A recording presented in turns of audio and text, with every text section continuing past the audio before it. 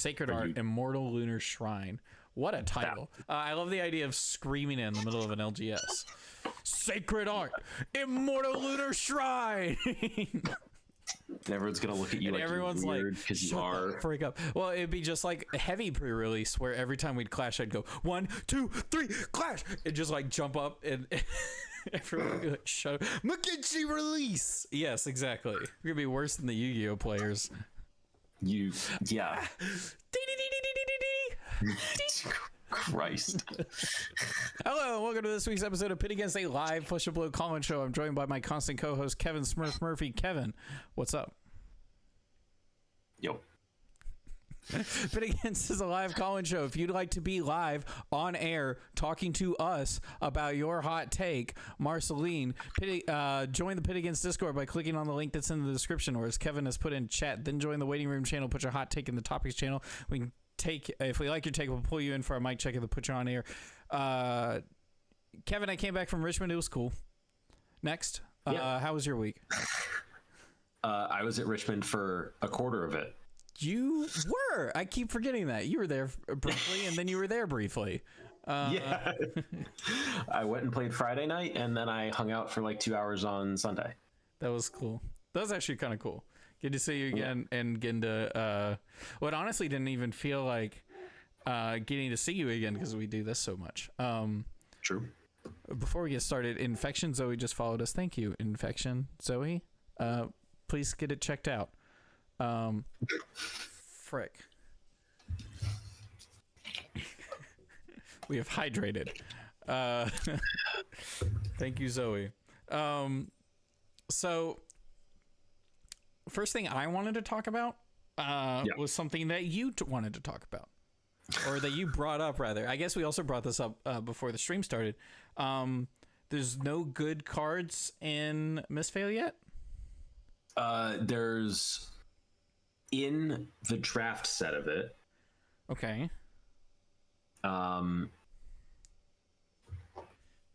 The commons and rares are all pretty mid. Yeah. None of them go crazy. This is not going to be a super high power format. It's probably going to be slower than heavy hitters. Mm-hmm. If you're getting 3 value per card, that's going to be good. Like, that's going to be good. So far, as we've seen. So far. Because I feel like have we seen all of the commons rares or just most of the commons or rares? Just most of them. I think there's one more set of Mystic equipment that we're going to get. There's a couple Mystic commons that it looks like we're missing. Where is it? I definitely see a set of commons for it looks Assassin. Like from 17 through 19. Wait, what? Yes. Yeah. One more set of Mystic Assassin commons. It looks like there might be some Mystic commons too, right? So like. Yeah. Where was it? So then we go into the classes, and it looks like there's an Assassin common set. 75, 70, 79. Yeah, we're not going to go through every card. No. Oh, yeah. There looks like there's just regular cards too, like Assassin cards, Evolutionist cards, and stuff like that. Which it looks like we also have like a set of Ninja commons that we don't have yet. Yeah. Some...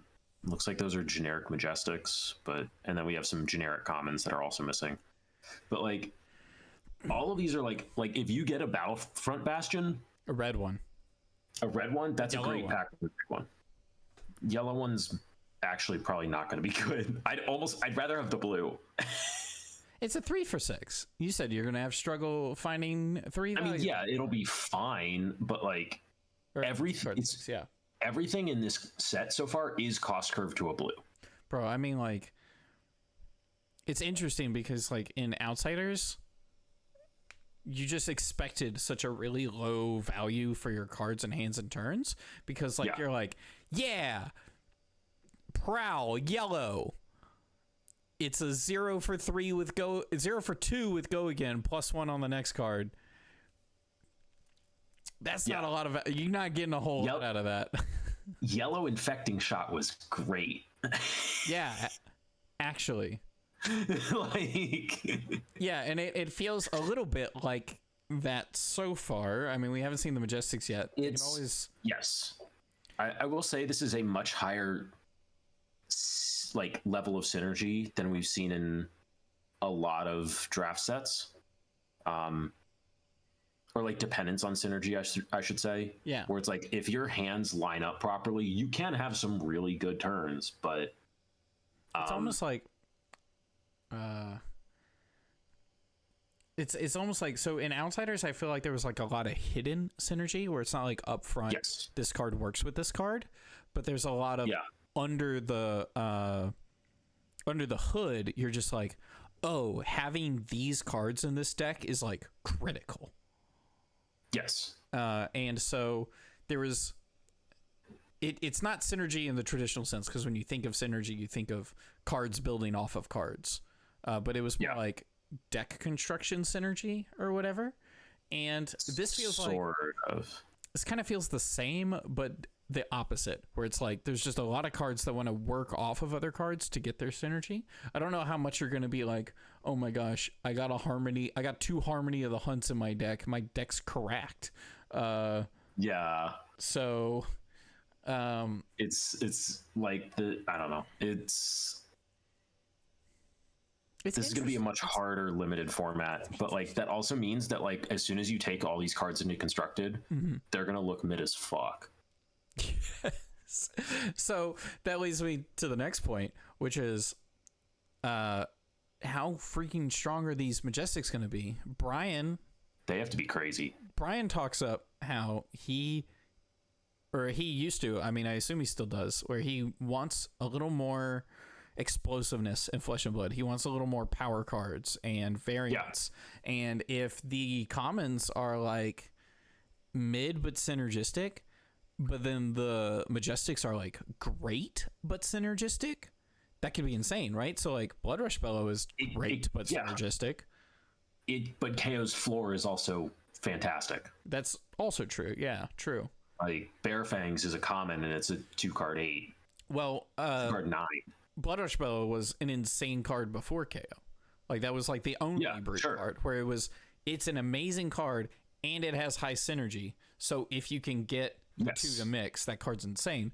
And so, but then they made KO and suddenly all the commons and rares are good. Yeah. Then you have Blood Rush Bellows. Yeah, then your whole deck's great, and then some cards are insane. So like that's how you get a good, like that's the sign of a busted deck. And there's the other end of the spectrum for it, where you have Kano, you have Yakko and Nako, where you have 3 copies of a single card that your deck runs on. Yeah. And that's the entirety of your deck. Everything else is trash. But that's you're getting 2-card 4s. That's a little bit the class, though.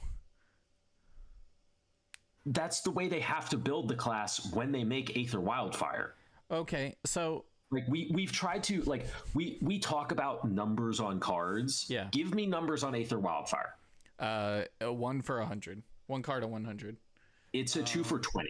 It's a 2. On baseline combo, it's a 2 for 20. So crazy, but it's all contextual and it's all synergistic. Yes, and so, that's what happens when you have like these super like high synergy, massive payoff cards. Is they make up for the shit common rares. So are these Majestics going to be cracked? I have no idea. You said they had to be cracked earlier. They have to be cracked if these decks are going to compete in the Nationals and PT. Is LSS incentivized to have them compete at Nationals and PT? Like, is it fine if none of them are in the top 8?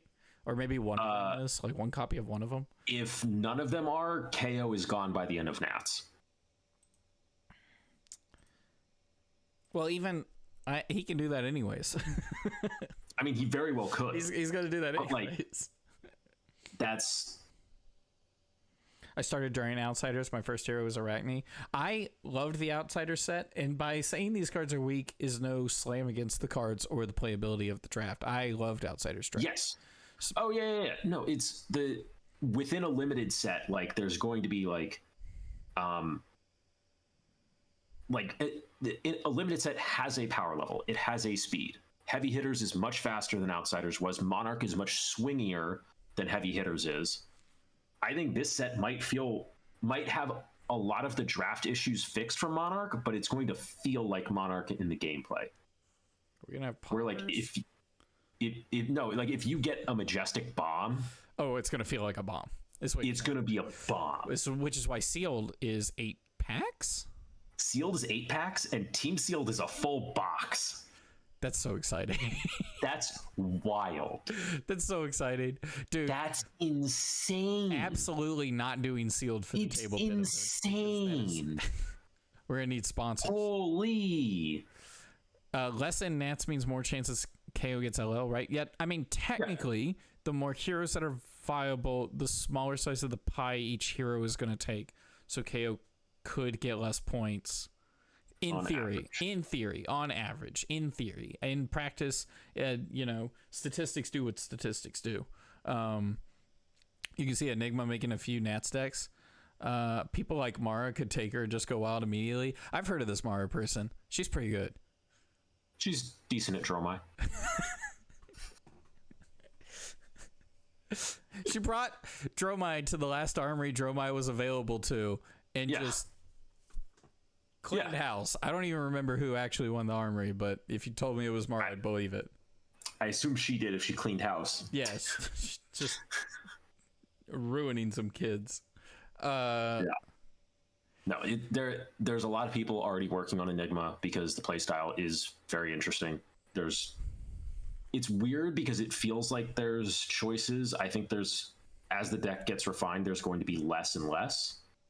In the way that Icelander, the more the deck got refined, there were less and less choices. It's like you play the Wounded Bull. Every deck is kind of like that. Yes, but like, it feels much more number forward than most illusionists that we've had, and it's because of Ward. So far, I'm very interested in how Enigma is. I can't visualize her turn over turn or her general game plan in my head yet. I feel like I'm gonna have to watch people play it a few times. New, I can like see it.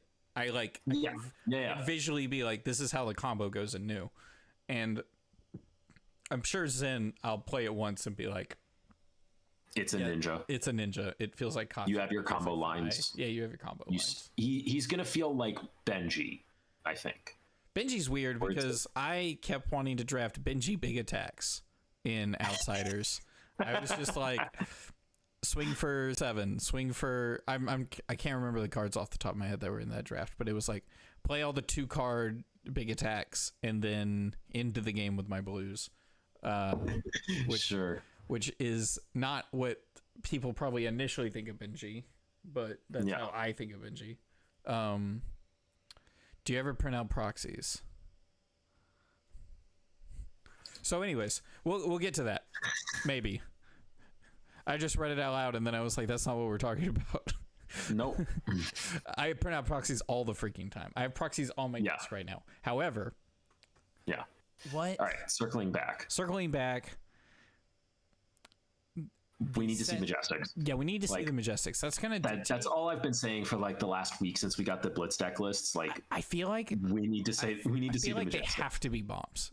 Like they are, because of all of this philosophy we've started hearing from LSS about making the game more dramatic, higher variance, also just more explosive. Being like, this is the best draft set Flesh of Blood is ever gonna have. Yeah, this is the pinnacle of TCG drafting.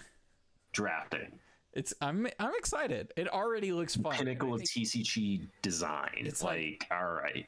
Synergy is fun. A lot of people like Synergy, even casual players. Yeah.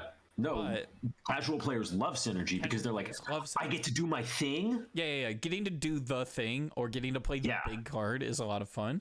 But then also there's, especially after just playing this one game of Enigma and realizing how much I have to learn, there looks like there's a lot of room to dive deep. And so you want casual players to do the thing and you want experienced players to say, cool, I'm glad you did it. I win. So it's exciting. I will say the Wizard and Illusionist mains are going to have a field day with this set. on all the stack interactions. Yeah. Like I was just watching how I was like bread and butter. I was playing a blue and then playing a blue response. In response to playing the blue, I transcend because all it wants to see is that the blue is on the stack. And then after it's transcended, then the other card sees that you have resolved a transcend. And because you resolved the transcend, then its ability happened. It was very interesting. Do you want to bring Taylor in while we're talking about Mist, since he wanted to talk about Mist? Sure, I'll go grab him. I'm gonna read the activity feed just real quick. So in the last 7 days, the MTG Phoenix followed us. Whisper Wrath gave us a sub with a prime. I love Whisper Wrath now. They are my favorite person in the world. We got to have a great talk during the UPF webcam that we were playing on Monday. Country Bear 7 followed us. Bomberman Matt, I love you, Bomberman. And your takes. And Kevin resubbed, showing paying his dues like I don't. And Infection Zoe followed and then made us drink liquids. Caller, what's your name? Where are you calling from? My name is Taylor Crawford. I'm calling from North Carolina. Wow, that's so inspiring. What do you want to talk about on the show? Oh, I would like to talk about the great set design of Mist that we have seen so far.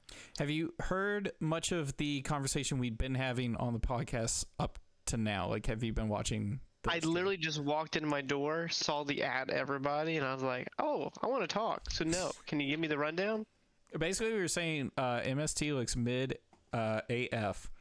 Okay, well, we are very opposite. Let's to be the more commons specific. and rares for their power level are not crazy. There's nothing on the surface that looks like wildly above rate. There's like a couple, maybe 2-card 8s with extra steps or 2-card 7s, but nothing like high value absolutely blowing it away off of the at the rare and commons. commons. Yeah. Okay, are you guys ready for the hot take then?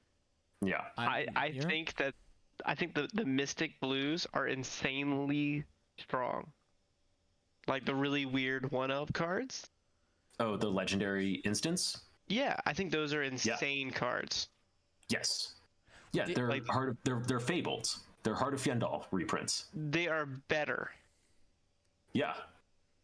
because of the pure fact that you can arsenal a blue card and still pitch from arsenal. Yeah. Whoa! Yeah. Whoa! Yeah. Oh my gosh! Yeah. That is the insane part. It's like, oh, I'll arsenal this card that gives me 1 life. I'll go to my turn, I'll play a suboptimal Harmony of the Hunt. Oh, also, I will gain a life from my arsenal. It'll go back to my hand, and then I'll pitch it. What the frick? So, yes, That's cheating. being able to pitch cards from your arsenal is a very strong mechanic. I didn't even think about the fact that they're just instances and you can play them. I was just like, play Transcend from hand right now because I Transcend. Yeah, and sometimes you don't have the extra blue in your hand, and then you go, God. okay, you can virtually cycle your hand in a way in which you can get it into arsenal, and that's also really good into CNC, leave no witnesses and stuff like that, make them even stronger. So Mystic Heroes are like, you can almost bait your players into CNCing you, and then you just go, in response, I'll gain a life, holding priority, I'll give your deck go again. These will both go into my hand. I've transcended on your turn. On my turn, I'll use one as a blue and the other one on my hero power. And then respond with CNC. Yeah. No, I mean second CNC because you give it go again. Of course. I mean, they always have it. Sure. Always have it.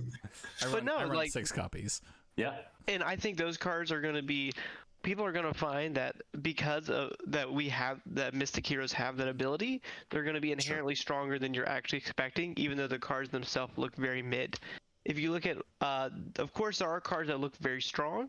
Rising Sun, Setting Moon, I think is probably the strongest one of the generics, which is the one that you do a opposite fate, which you draw a card, then you sink.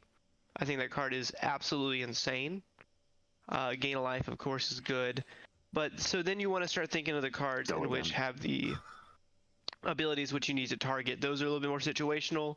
The negative ones, yeah, the negative one, that one's really hard to actually play in theory because you not only need to target. I mean, you could target your attack, but that's just ugh. But target your opponent's attack, holding priority, you need to either play a blue card. So you want to play like a blue Fate Foreseen, hold the line, Wax On. Those are possible cards you could play on your opponent's turn that doesn't hurt your optimization of Mystic instances. So, Pockets absolutely loves what you said because you said the part that hadn't been clicking in my head until right now that you can play blues from Arsenal, basically. Yeah. Also, don't Arsenal a Chi, I assume, right? Like, definitely don't do that. Correct. Just like another new player trap where it's like, don't Arsenal a black card, don't Arsenal a Chi. At Nats, I'm gonna walk around and I'm gonna see like an energy in someone's graveyard and sit there for a few minutes and just be like, "What happened here? How did we get here?" It's like, did you Arsenal that cheese? It's like, well, what's the scenario here? That's actually really those 8 cards are definitely going to be okay.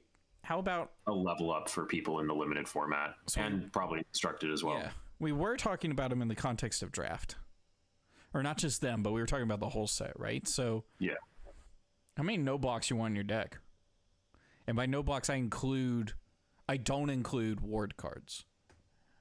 Mm-hmm. How many no blocks you want in your deck? Well, it depends on what type of deck you have. Like you want to think of it as like Zen probably wants the least. He's probably able to optimize with the most amount of no blocks because his deck is going to be the aggressive deck. So his deck is trying to get cards out of his opponent's hands by aggression. But then you look at New, which is going to be the completely opposite, which she probably wants to play less no blocks because she's probably going to play for a slower game with Master Perdition, depending on whatever her legendary is. Mm-hmm. Of course, we haven't seen her legendary, the Majestic Assassin legendary, which we know of. We know that there's one Majestic class legendary. We know there's one generic legendary. We know that there's one Mystic legendary, and we know that there is one expansion slot legendary. That might be Phantasmal Toes. I thought about a reprint. Well, but we've seen art that looks like it. Yes, but that might be the Japanese reprint. Because they did mention they're going to not fit in the expansion slot? No, because that would be like a 301 out of 300 set because it's only in the Japanese packs. Okay, yeah, good point. I thought there was a full extra legendary for them. That was the reprint. Yeah. Okay. That's why I was like, it's a 301 card of the 300 set. All right. Yeah. Yeah. So like, if you want to Zen's weapon, that's 2 for 2. Tiger Taming, right? It's a 2 for 2. When this attacks, your next Tiger gains +1. So it is essentially like a really bad Ember Blade. Okay. So the cards we've seen so far, they're not that good, mm-hmm. right? Like they're pretty mid. No. Okay, I mean like on a value play. This leads into me saying you can't value Hiss. Like sit down to me and explain the value of Hiss. Hiss is like the exception. Hiss is crazy. Hiss is like literally the exception. Okay, Moon Chakra. Prevent 5 if you transcend into this turn. I mean, that's pretty darn conditional, I feel like, especially since that's the red one where you're not going to be using that as your extra blue card to transcend. You're already on at least a 3-card play there. Yeah, but like that 3-card play might be a regular play pattern in the hero, making it much easier. We need to see the Majestics, of course. But like, that's what my point is all these cards seem very mid, and so I feel like since we've heard a lot from LSS lately about how they wanted to increase variance and they wanted to, this is going to be one of the best draft formats we've ever seen. Pillars of good draft formats include explosive stuff for newer players that think is super cool while having a lot of technical details that more experienced players can delve into. I feel like we think the Majestics are going to be juiced. Like they're going to be insane. We've seen one, correct? Which is the assassin route. Outside of the sacred arts, yes. Okay. The initial impressions of the sacred arts. I think the Enigma is insane.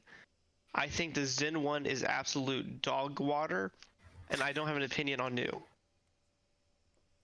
You know, actually, my initial impressions were very similar. I think because the Enigma one, I was like, I don't understand how this is crazy. It's crazy. It's like the most crazy. Like, it's just nuts to me.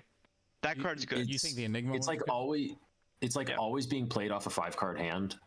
Yeah. And it's, if you have a single aura that lived through the turn, then the game just that's when it gets like super explosive.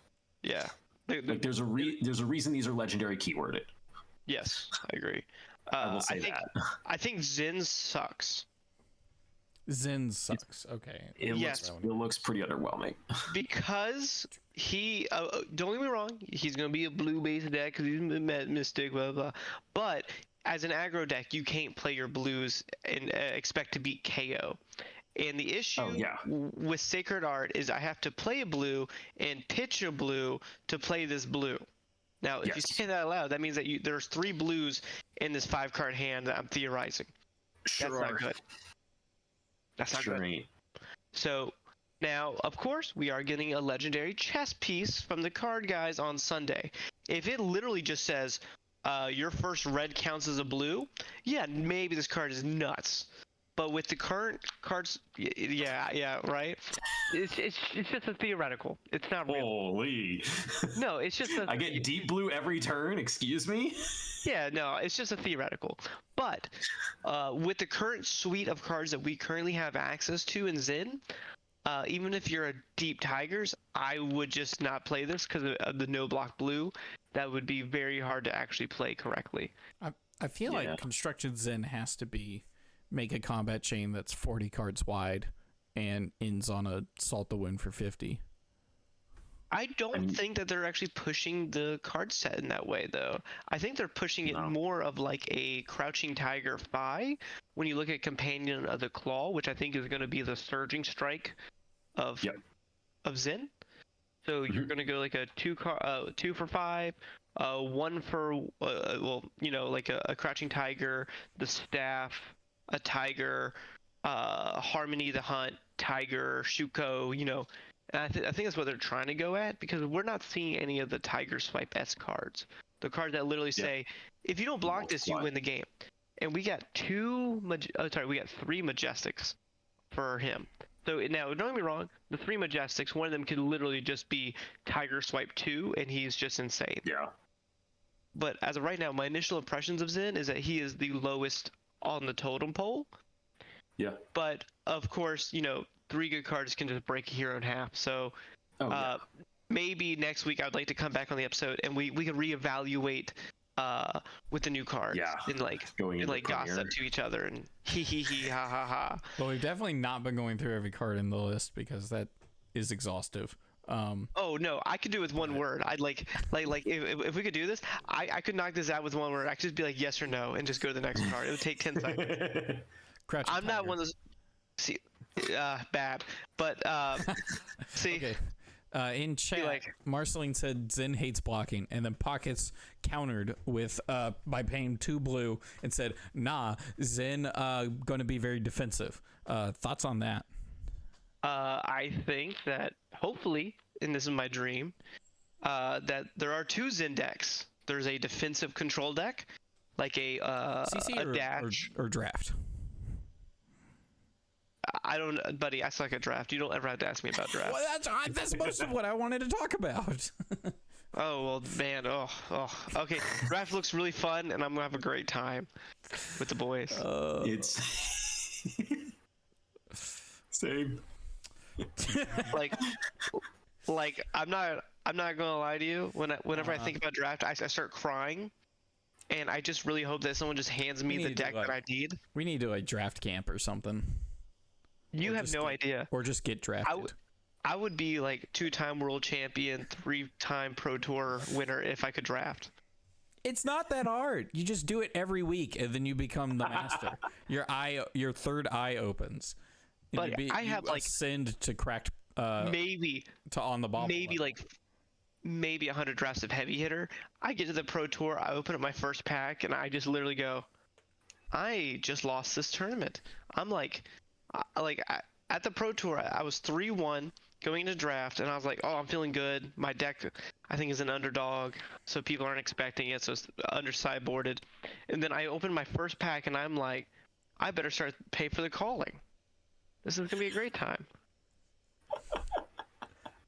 That's happened at every tier 3 or 4 split event that I've went to. Is like in CC, I've topped like 32, 16 every event. As soon as drafts involved, I literally like something in my brain just goes, go home. We need Taylor. to do some drafting. We need to do some drafting. Listen, like sometimes I'm in a draft and I'm at pick 3 and I'm like checkmate in 52 moves, and then 3-0 the pod. So we need to like do some drafting. Okay, to be fair, I did win the SCG Road to Nationals draft. You did, but because of Kevin. So thank you. Anyway, Kevin gave it to him. Sounds like someone needs to get good. It's all of us. No, I was in the right seat, I thought. Brian would say y'all need to get good. Holy frick. Well, so what I remember is that everyone cut off everybody except for me. Everyone cut off everybody?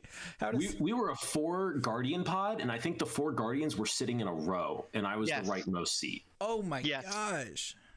And I remember having the most cracked Kasai deck I've ever drafted with like 8 draw swords, and I played against how to draft.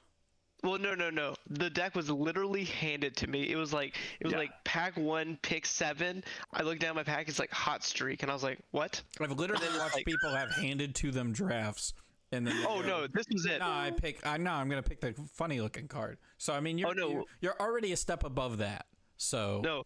This is literally, I'll never forget this because Aaron, he didn't top 8, so he's watching me behind. It's pack 2, pick 15.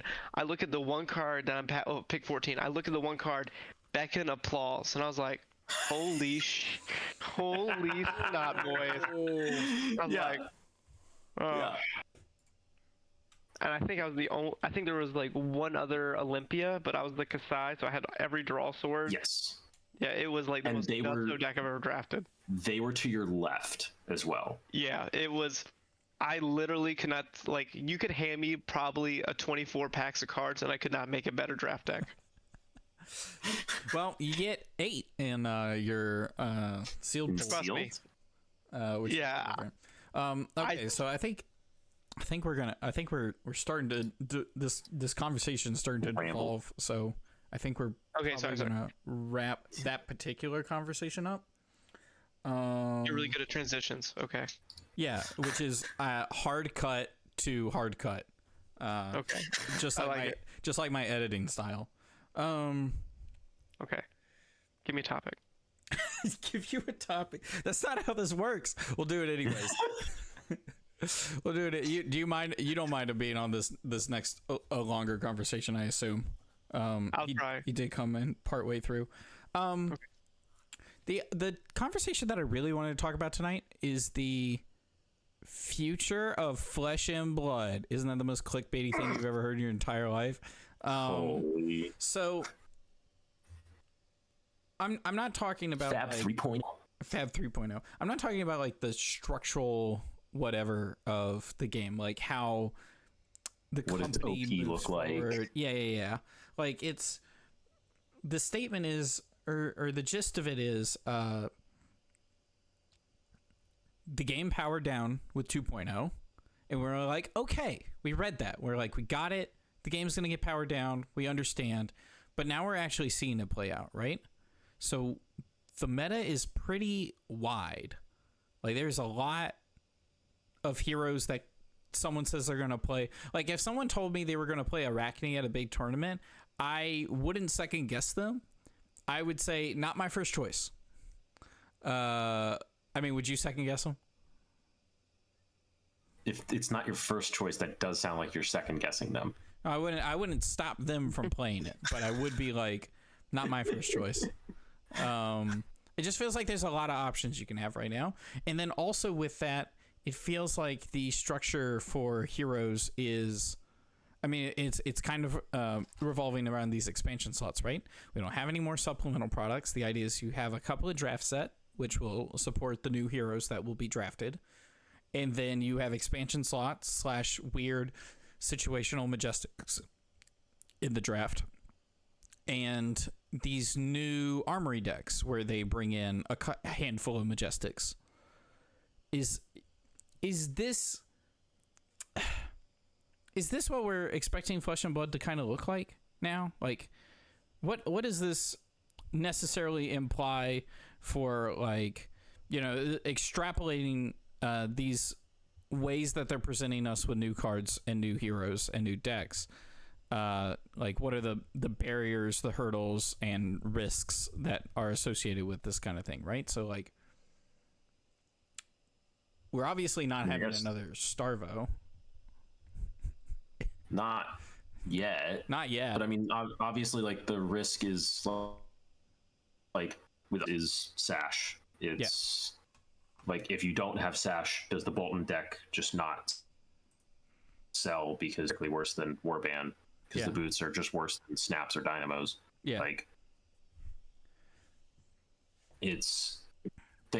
those products are always a very fine line of they're either going to sell too much or they're not going to sell enough. And then, like, if that's the way they want to go, they can. It's fine. But, like, the supplemental sets were super low impact, or, like, were relative. Crucible was. Were hit or miss. Yeah, they were hit or miss. Crucible and Everfest were. Yeah. Dust Till Dawn were not. Which, like, Everfest is still to this day, like, some of the best Majestics in the game. Yeah. And it's not close. Yeah. But then, like, the commons and rares from those sets often just are trash. Like, the Dust Till Dawn commons and rares are literally just not seen. They're seen, like, very, like, well, like, very sparingly. So the life cycle of a hero in Flesh and Blood right now is, like, make like Betsy. Like, what's Betsy's life cycle gonna be like, right? She does nothing, and then she just has cards printed for her set over set until she eventually shows up in the spotlight, kind of like Bolton is right now. So he's getting this deck after having a handful of legendaries shoved at him. I mean, like, that plus, like, then it's, like, it's weird to say, like, what I guess Fab is going to look like after this, because we're still kind of at the tail end of them powering down. Yeah. Like, it started this PQ season with Draw My Gone. And even then, it didn't really feel like it powered down that much, especially since KO also just got a step up, and KO was still doing fine into Draw My. It wasn't, like, a slam dunk. Yeah. Well, it still feels like a power down from, like, since Icelander or Lexi or whatever. Yes, it's like it is power down. Yeah, it has been a much shallower drop in power level than some people might expect, or you would get with a ban list. I guess, yeah, to wrap up what I'm trying to say, because I felt like I was all over the place with that. Basically, it's like, what is a projected life cycle for a hero going to look like now that we've seen it feels like the life cycle of a hero or a couple of heroes in 2.0? Like, I keep thinking of, like, KO, and then I keep thinking of, like, Bolton, where Bolton did nothing for a long time, and he had a couple of successes with some, like, I'm gonna call them cheesy strategies, like new player grabby strategies, but they kept chucking enough, you know, little things his way until now he's like he's not like a tier, what is he, a tier 2 deck? At least he's fine. Yeah, he's a meta deck. But then there's also KO. Like, also he just popped off as soon as he came out. Yeah, I mean, like, so if Icelander is still here, Bolton Bolton has these new cards. Like, it's 100% irrelevant that Bolton has all these cards. What do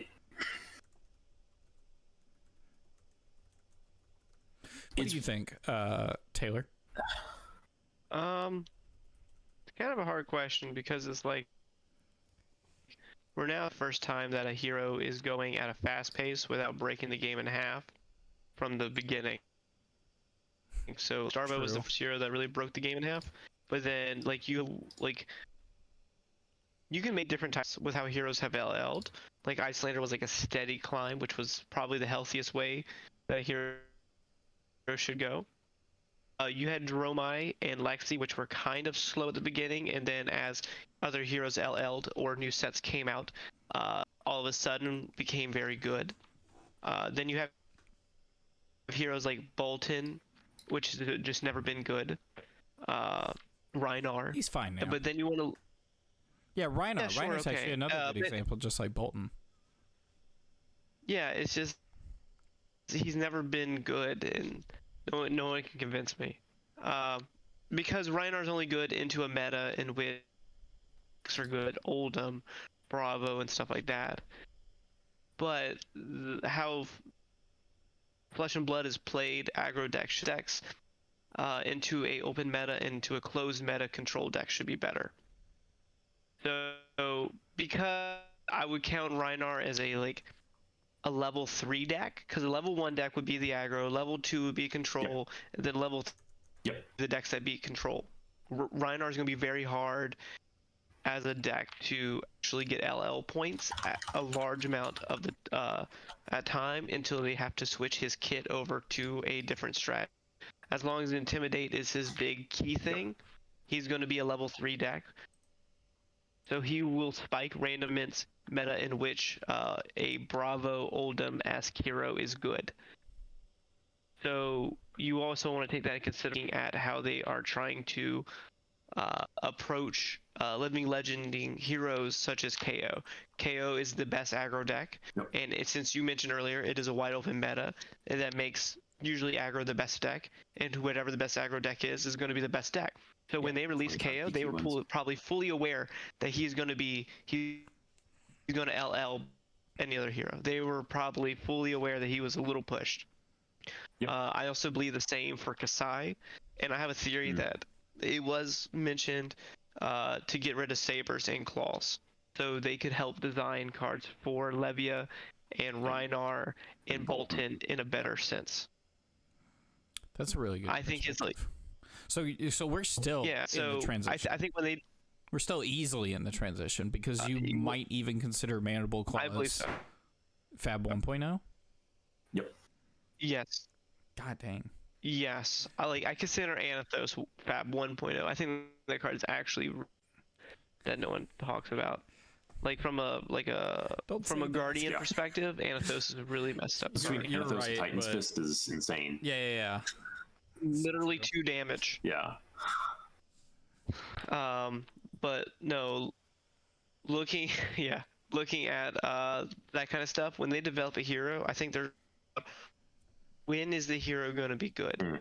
Not only is the hero good, but when is it going to be good? Is it going to be good in a meta dominated by aggro, or dominated by control, or dominated by what's attacking control? Because just like heroes, metas can be textured. And those kind of metas can be attacked in very specific ways. So I think whenever they create a hero like Enigma is a hero to me that seems like it will probably be an Icelander-esque hero where it's going to get points throughout its whole entire career because it can attack a control meta, it can attack an aggro meta, and it can probably even attack a third level meta. For sure. That's really interesting. But whenever they print a hero such as Zen, I think Zen is going to have a hard time. So whenever a meta is open, kind of like 5, and there is no better aggro deck, it will be the best deck. Yeah, exactly. Like identically. So when you can think of it as almost like a bell curve of LL points, whenever there's a best aggro deck. So the best aggro deck is always going to have the most points, and then it's going to be the bell curve on both sides. So if you get KO, then you're going to have maybe Katsu, Dash, and all that, and it's going to curve downwards. But then you're going to get towards the half of about the middle way through, you're going to start getting the control decks that were attacking the aggro decks. But because KO was completely uncontrollable, giving that Victor even had a hard time into him, and I think Victor is the best control deck. Well, there is no control in Flesh and Blood, but there's tempo control. That's you block more than you attack. Fatigue. So, as it could be titled. Yeah. Tempo. Yeah, because I think every deck in Fab is technically every deck's technically aggro, but it's that's a different conversation. True. But every deck is mid range. So whenever they make a hero, they are probably fully aware. Like, I think that there are decks sleeper decks that if they ever become a deck in the format, it is probably a safety valve time to do something. I think Teklo Vossen, for example, is a hero that should never be the best deck in the room. It should be the answer to a meta, but it should never be the deck. Because that deck is super toxic for all for new players, advanced players. And me. That deck should never be level 3 deck, because that is a deck that eats on the controls metas. In itself is also a control deck, but it doesn't actually beat aggro. It only beats the control decks that beat the aggro decks. So it's one of those decks. So do we feel like we don't exactly know? So this is all really good. I'm interested in a prediction of what Flesh and Blood, I don't want to say release looks like over the next few years, like how sets come out, but do we feel like we know? Is it just they're coming out with sets and then they'll be supplementing it with these armory decks? And I think it's impossible. We're still in such a transition state that we don't know. Yeah, because you want to look at heavy hitters, which is a mathematical based turn by turn match, and then you look at the next section, which has Enigma. And the reason I bring this up is because those two, if you compare any deck, heavy hitters compared to Enigma, you could not tell that they were made within the same 4 to 5 years. I'm not trying to be funny. They're fundamentally different games. They're playing different Flesh and Blood. It's almost impossible to determine what the next set's going to be, because they unlike Magic don't have a defined pattern of cards. They don't have a counterspell with this set's mechanic on it yet. They are literally every set is almost and because the game is still new and they are still learning as we learn. They can of course they can be better at it, but they're still learning. Every set is an experience for them too. Because KO to LL before Worlds, I don't know. Did they want him to be good? Yes. But did they want him to break everybody and break the spirits of everybody? No. It's also interesting because you talk about Enigma completely that third leg breaks the math essentially. The third corner of the triangle is where you break the math. It was interesting. It's interesting because you described it as Enigma the deck. Also, I think is. We keep talking over each other. Yeah, the deck that beats control. Yeah, I like the way you worded that because I always just call it combo, but it doesn't necessarily feel like combo in Flesh and Blood because it could just be board state deck, or it could be combo like Kano, but it could also be could be board state dash or something. Could be Bolton. Sabres Bolton. That is. I like to call those setup decks. Setup decks. That's a good way to put it. Yeah, setup decks. I like that.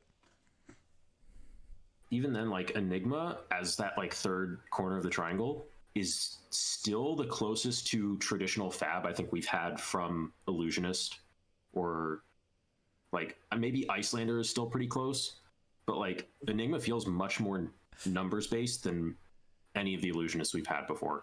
Icelander was definitely the most numbers based Illusionist we've had. Sure, but Icelander was the one there Was the who wizard. broke the... Was the wizard. would That's what break she math. was. She was the wizard, not the illusionist. Yeah. She was the turn-to-turn wizard who broke math. Yeah. Not the combo. The setup deck that broke math. Well, the thing about Icelander is she could pivot from, and I'm going to say this really loosely, but from an aggro deck to a setup deck in the same 80. And that was what made her potent, is that she could beat aggro, she could beat mid-range, and she could beat control. Enigma, as of right now, is looking like she has the ability to also do that. That's the reason I pointed her out. Because if you look at any deck from heavy hitters or any hero, they don't have the flexibility that Enigma looks like she has. They are all of the heavy hitters decks are single mode within their 80, even if there are multiple builds, different 80s of those heroes. You're not seeing a switchboard for Kasai where she goes super defensive.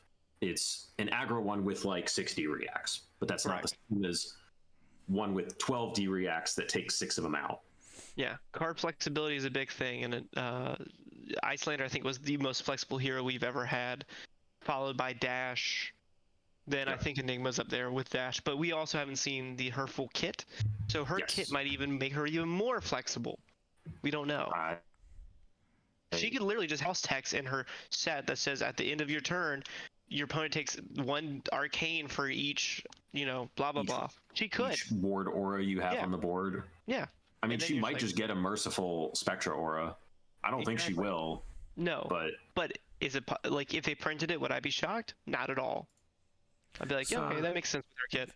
So the way a meta triangle typically works, I'm just going to talk about this briefly while we're running an amp, but the way the meta triangle works, right, is so like if you're playing or when I'm thinking of playing a deck, I think of the meta triangle in the sense of I want a deck that can do at least 2 sides of the triangle, right?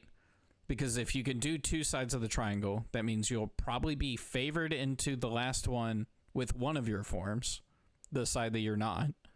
And then you can at least mirror or counter the other 2 corners that you can fit in, right? So I've been playing this is a bad example. I've been playing my combo control Rhinar, as I call it, where it's like I'll have setup turns, and sometimes I'll just try to out set up the setup decks. Because how is Dash going to block Intimidated 4 times? But then I can also do that against the fatigue decks, and then against the aggro decks, the plan is pummel CNC and try to slow them down. It works sometimes. It works against newer players. It's a bad example for this, but like I try to think of wanting to play a deck that fits into 2 corners of the triangle at least. Yeah.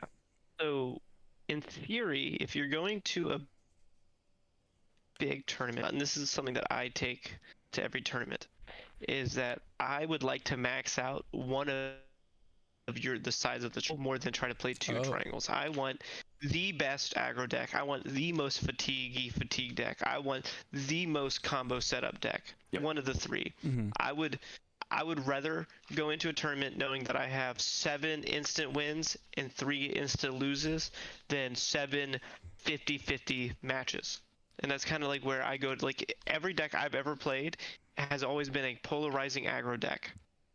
Now, who's it polarizing into? That's different from hero to hero. Fair enough. But that is kind of like how I've always based all of my deck opinions for like Pro Tours and tournaments like that. So I think it's that ends up like with an interesting spot, especially in Flesh and Blood, where player skill matters so much, where it's like, are you actually getting 50-50s with whatever deck you're taking? It's like Hamilton is taking Icelander. He's not getting 50-50s. He's getting better than 50-50s. But when he takes KO, it's... I'm going to get this on a shirt where we say, it's the best player on the best deck with the best... Yeah, for them with the best gem luck. Yeah, or however we word it. Yeah. And so... Something I think about a lot is that people will often give their, I have a 50 win rate into Azalea, and then you go, well, which Azaleas are you playing? They're like, the ones on Talishar, and then you play against someone that's truly elite on Azalea, and you're like, Dude, and then they literally, yeah. and then they literally always go, "Oh, I can't believe you just high rolled me." Like I have heard that one of a bajillion. Like I'll play like Katsu, and I'm very good at Katsu, and I'll like triple bonds or quadruple bonds, like a setup quad bonds, and they're like, "Oh, you high rolled me there." I was like, "Yeah, man, Sure. that was it, yeah." And then I'll go do the next game, and I'll go do the next game, Yeah. and I'll go do the next game. It's like, so whenever you sit across from these players that know the deck to 100%, their matchup spread is a lot different than you're expecting. Like, my Yuzuri always beats Katsu, and you're like, it does, until I go to Chain Link 17, coming in for 46. Yeah, I definitely got way better. I had a lot of Dromais say to me, "You're the first Icelander I've lost to." Yeah. And that's because I played against Mara in that matchup 100 times, and I had better experience in the matchup than they did. So And I got way better than whatever the theoretical was for it. As trivia lore history master, Pocket says a pro player made a comment. I want you to tell me who said this. Players are average. We don't have any pro players, and we won't expect to see them for 5 years because the game knowledge is not yet perfected. One, Okay. Taylor, do you think that's true? Two, who said that? No. The one thing I want to say is, if a pro said that there's no pro players yet, then how is he a pro? Second. Checkmate. Let's freaking go. I'm sorry, I read that and I was like, So okay, good. hold on, wait just a minute. Holy cow. Absolutely destroyed. There have been a few people who have said this. I know notably Simon Nielsen said that LSS posted. Simon Nielsen is a very, very good Magic the Gathering player. He top-8'd 3 PTs and their worlds all in a row last year into this year. See that guy who got an interview recently? Yes, he's very good. Yeah, he said this in his interview, and the specific reason that he cited is like people are not perfectly tracking like the next level up that he gave for the game. And I don't know if this is the next one, but it is definitely a level up. Is people perfectly tracking each other's pitch stacks and being able to adjust their game plans based on how those hands will play out. Yeah, that's 100% true. Like that is a level up that this game will have at some point. How many players will make that level up? I have no idea. It might be. There can't be more than like. It might be 5. There can't be more than like 2 people doing it. I'm playing a deck, but I'm playing whatever deck shuffles just because you said so. Yeah. Then there's I was like, there's no tracking my pitch stack, sir, because I don't know my pitch stack. Yeah. That's what like that will be for some people. That will be a level up that happens at some point in the game. It is not now, I think. Well, how many years out are you from doing it? Many. Many? Really? You think so? Yes. You don't think you get hard to vote and then just be there by the end of the year? By the end of this year, if I literally worked on nothing else for this game, maybe. Is that but like worthwhile at some point? No. That's like you're getting 1%, 2% worth of all that effort. At my current level, no. Okay. 1% is, I think, too much. I'm going to be real. Pitch stacking isn't real. This is from my point of view. I think pitch stacking for 99.99999999% of players will lose equity in their first cycle, which will cause them to lose the game more than the ability to actually pitch stack. Yep. I am anti-pitch stacking. We saw some really neat pitch stacking in at the most recent Pro Tour, the Dorinthia matchup. I think that came down to pitch stacking. Sure. Yeah, those are top 8 of PT. Yeah. I'm talking like I top 8. Yes. But like I'm talking like top 8 of like a Battleharden once, and then you go, I can pitch stack with anybody. I've done this once. No, I agree with Taylor that the vast majority of players who play this game, even like day 2 PT will lose more value than they gain from trying to hard pitch stack something. I agree. Why did I die to your dominated crippling crush in cycle 1? I had a perfect cycle. My cycle 2 was going to kill you. It was going to be insane. It's like, well you're we were dead. 4 cards away. So It's funny to think of somebody devoting so much time to understanding both pitch stacks perfectly and then just getting salty that they lose in first pitch stack. Like, you'd expect that almost that they just mature enough over studying and practicing the craft enough that they wouldn't be that way. But that 100% would be the case too. Which is so funny. Regarding the statement that there's no pro players, I have a quick story that it just got in my mind. Is it I was at Battle Heart. I was in Calling Hartford, and we were going out to Korean barbecue with Nathan Crawford and some guys. I've heard of it. And I'm sitting in the back. Yeah, and I'm sitting in the back, and Nathan, he's just in the passenger seat completely, and then he just like he turns to me and Vero, I don't know, he's some guy, and he literally just says out of the blue, "Do you guys ever just think that we just everybody sucks at this game?" And I was like, "That's a good one." He's like, "We just don't know what we're doing." I was like, He's like, "There might be like one player that actually understands the game." I was like, well, maybe? He goes, "I'm just thinking about it." He goes, "I just don't think that anyone knows how to play this game." Like, it's so funny because now that I feel like I know Nathan better and better the more I talk to him, that's 100% something he would say. Like, I can just feel him saying that. He's just like, we all just kind of suck, don't we?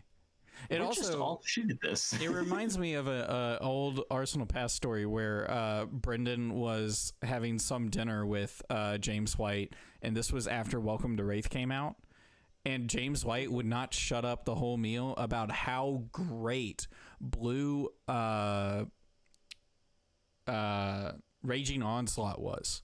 Like, the whole meal. He was like, it swings for 5, it costs exactly 1 card, and it blocks 3. How is this not the best card in the entire game? And Brendan was like, I don't understand. And then he was talking about the story from a retrospective. They were doing the Welcome to Wraith the farewell to Welcome to Wraith event, and he was studying the draft for that event, and I don't remember exactly how the story like came back on itself, but I think it was something like he first picked a blue Raging Onslaught because he was like, this is absolutely the best card in the pack.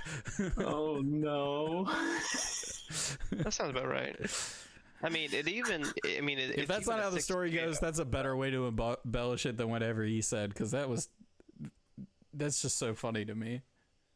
Yeah, like, but guys, also don't forget that amulets are broken, so please remember that. Okay. Some of those potions are pretty good, and some of those amulets I've paid for, like, as singles. I'm sorry. Like a few cents, but paid for. Well, I'm sorry that someone's stealing your money. They're in my can deck. Time snap potion, luck. I want to believe. Time snap and E-Potter from not WTR. What's the other one? This is my amulet purple of potion that messes with your Deja vu. The talisman that tells people they can't draw cards. This one allows me to go find Rally of the Rear Guard in my deck and block. Someone got banned because they cheated with the one that messes with your banish zone or something. You remember that? No, they're playing in Chain. I forgot what talisman that's called. I remember Talisman of Warfare kind of slapping with Rosetta. You used to swing Rosetta and be like, I have one floating, I'll activate Creepers, I'll play this and destroy your arsenal. And I'm like, man, that was cool as heck. But now you have 2 more no blocks in your deck, you sucker. Yellow no blocks. I was like, and plus that, you have no arsenal too. It's like, oh, that targets me. I'm like, targets everybody. Gosh darn it. There goes my lightning surge. There was a Chain player who cheated in the top 8 of a Calling or Battle Hardened where I think they got like Oakenfold and put the wrong cards under the bottom of their deck on purpose. And they were running, it was Chain, and he was running Talisman of Cremation. Which I was freaking out about that. I was like, what the frick is he running Talisman of Creation for? And then he cheated, and then everyone was talking about that, and I was like, why is no one talking about this? Talisman of Creation and Chain, that's insane. Oh, yeah. He's gone. It's fine. But no, on a serious note, regarding Flesh and Blood and the longevity of Flesh and Blood, back to your hard cut. Yeah. I think that Flesh and Blood is doing a good job with character development and card development throughout the last 3 sets. I think Bright Lights was the failure, but I think that they also gave us the expansion slot, and which absolutely slapped till next week and probably changed Flesh and Blood for good. So I think getting that all mech set was actually a net positive, just for the expansion slot, but the set itself was a dud. I thought the draft was amazing. I think the draft was pretty good too, but I suck at draft, so I don't try to. We need the draft process was great. The games were mid. Talking to you about Flesh and Blood meta and understanding heroes and deck choices and other things like that. It was actually it was pretty eye-opening, which is great because I feel like the same kind of logic could just be slapped onto your draft knowledge and maybe you'd be leveling up pretty fast. I think all we need to do is drop the meme that Taylor can't draft and you'll be just fine. I can't. But if I drop it though, then we'll find you another meme. But then whenever I win a game or whenever I lose a game at draft, I have to blame myself. And do you know how much pain that is? Just don't lose anymore. Just pull a Yuki and stop losing. I literally just want to lose a game and be like, well, I guess I suck, and then I get to leave the table and not think about it for the rest of the day. But then if I go, I'm decent at draft, and then I lose and I go, man, this guy's just better than me. I don't want to think like that. You know what? I'm starting to think this is full of crap anyways, because you're like, why does everyone think I'm any good at CC sometimes? And we're all just like, excuse me? What are your accolades again?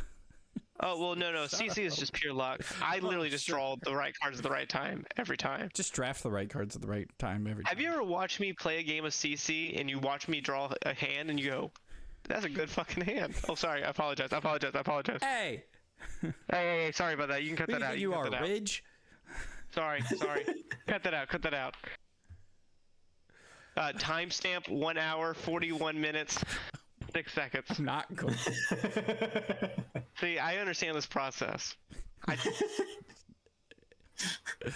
Make a little note here. Yeah, sure. I'm not doing it. You do it.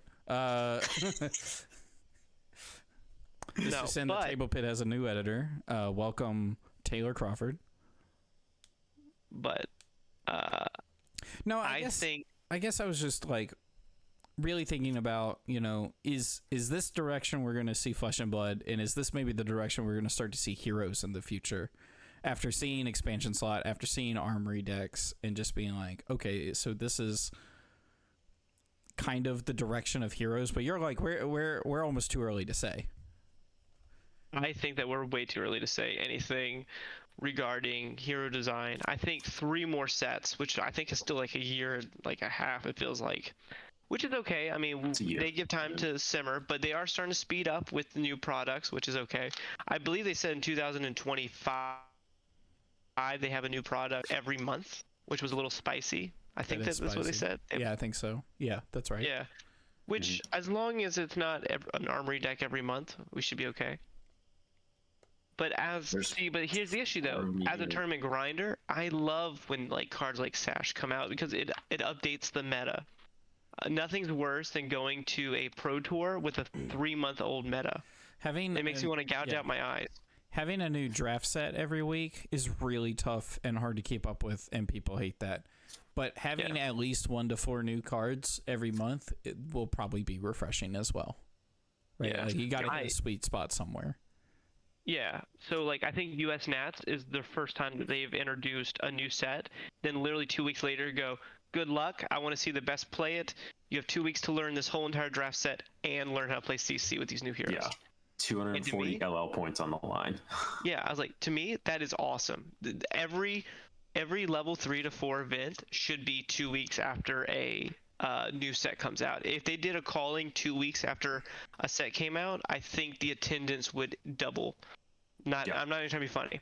Like no one wants to go to this meta in which Lexi's been the best deck for 5 months. You know that Lex is going to be the best deck for the next 3. Yeah.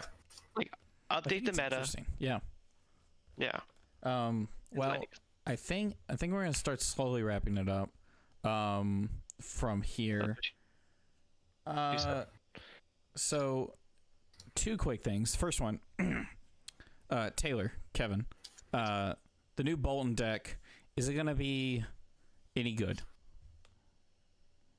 Yes or no? Taylor, you said you're good at giving 1-word answers. No. Wow. Okay. Kevin gave a shrug. I give a yes, so then we can all be in the middle or something like that. I don't know. And then lastly, Pocket said their hot take is LSS is taking it slow because the game is still young. They're managing power creep very well. LSS still doesn't know where the game will be. Pro players are not pro players. James White still calls his coworkers late at night. I don't understand what the hot take is, but I'm excited to talk about that next week with Pockets when Pockets is going to be on. So, Kevin, do you have any shout outs? The Patreon? Yes, we have a Patreon. The Table Pit has a Patreon. You should go over there and check that out with a couple of rewards. Taylor, do you have any shout outs? Yep. Okay, I want to shout out my team. Team what is their name? Talishar. Team Talishar. Pretty cool name.